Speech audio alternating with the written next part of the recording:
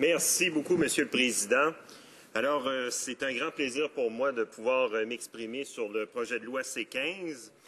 Un projet de loi qui est vraiment très, très important parce que, écoutez, les hommes et les femmes qui servent sous l'uniforme sacrifient énormément, jouent un rôle très particulier dans notre société, ont un statut par rapport à l'ensemble des citoyens, un statut vraiment spécial.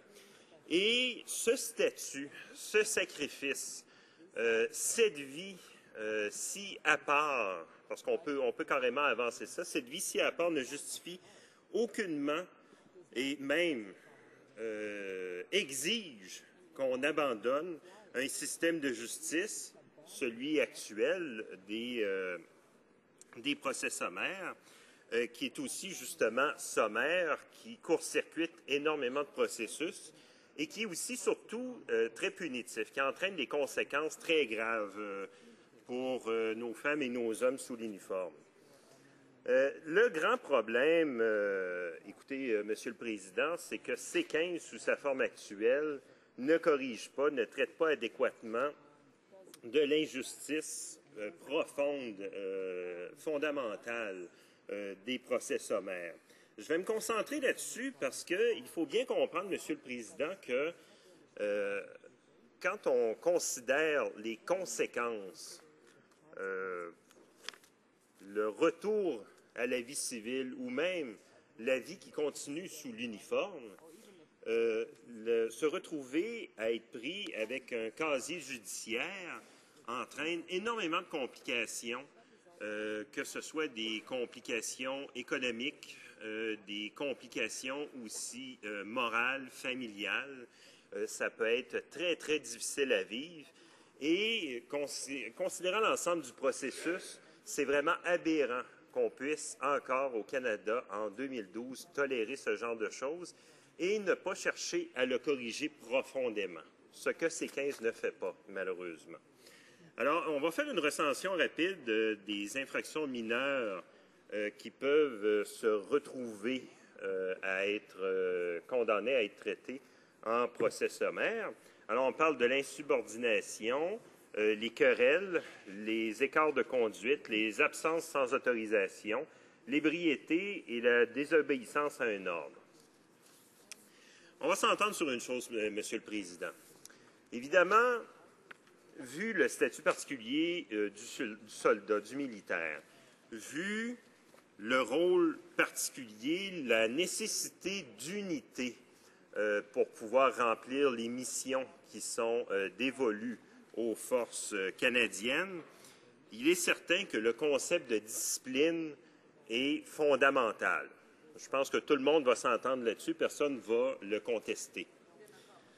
En contrepartie, nous maintenons, et c'est ce que C-15 ne corrige pas fondamentalement, nous maintenons que cela ne vaut pas un casier judiciaire, le fait de se retrouver à être pris avec un casier judiciaire. Parce que, bien sûr, dans le contexte du service, ou en dehors du service, mais dans le contexte du service, il est certain que le genre d'infractions que je viens d'énumérer sont quand même plus graves que pour un civil, mais ça ne veut pas dire, ça n'entraîne pas automatiquement une conséquence beaucoup plus grave, puis dans une proportion largement plus grande que ce que vivent les civils. Et c'est vraiment dommage parce que l'autre problème, évidemment, un des arguments qui est amené pour justifier l'existence de procès sommaires, c'est que c'est pour accélérer, en fait, ce processus, permettre aux membres qui se retrouvent à être accusés, qui se retrouvent à être amenés dans ce genre de procès, puissent réintégrer rapidement son unité. Encore là, c'est quelque chose qui est assez contestable, Monsieur le Président.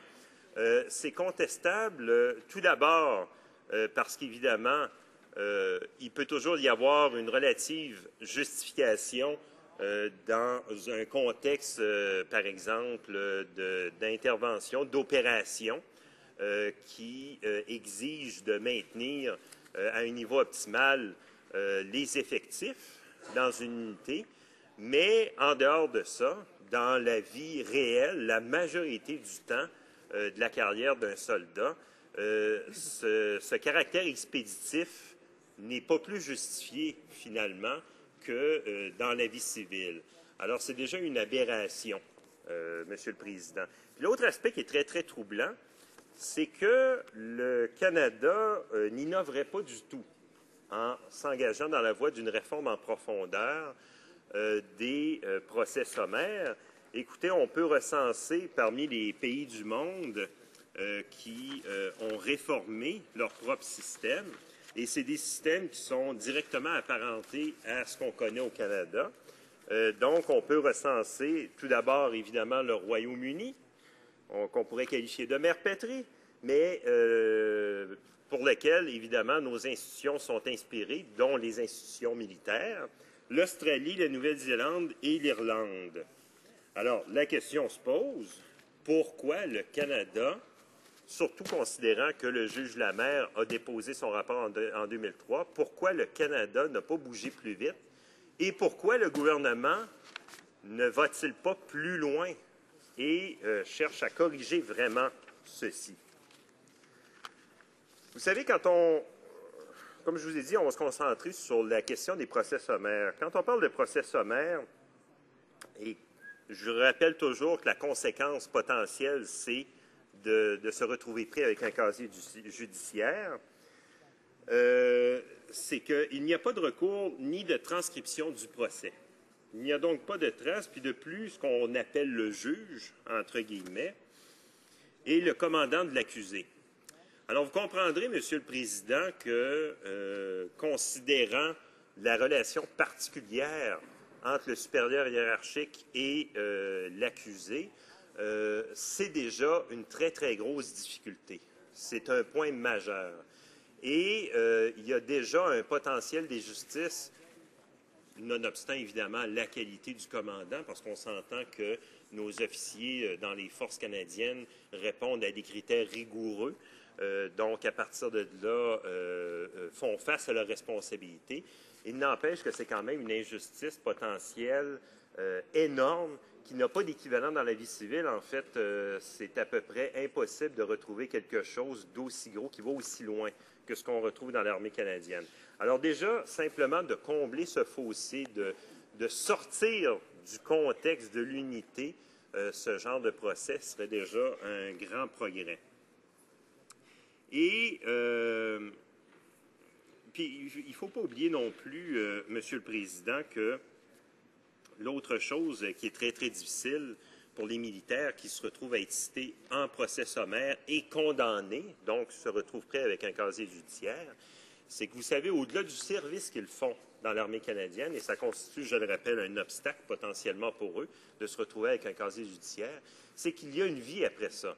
Et vous savez très bien, Monsieur le Président, comme le savent l'ensemble des membres de cette Assemblée, que la carrière militaire par rapport à la majorité ou la plupart des carrières civiles est une carrière généralement plus courte, à la fois pour des considérations, des exigences liées au service militaire et aussi, évidemment, aux aléas, aux malheureux aléas qui peuvent écourter ce genre de carrière-là.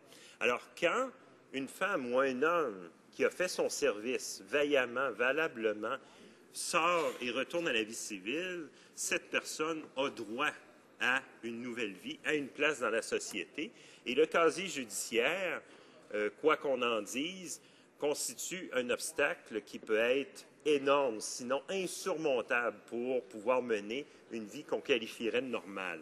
Alors, considérant que pour une faute, comme d'être en état d'ébriété, on se retrouve à être, en quelque sorte, exclu ou stigmatisé socialement après avoir servi bravement sous les drapeaux, après avoir accompli des missions un peu partout dans le monde, après avoir fait accepter par sa famille l'ensemble des sacrifices qui sont imposés aux proches d'un soldat.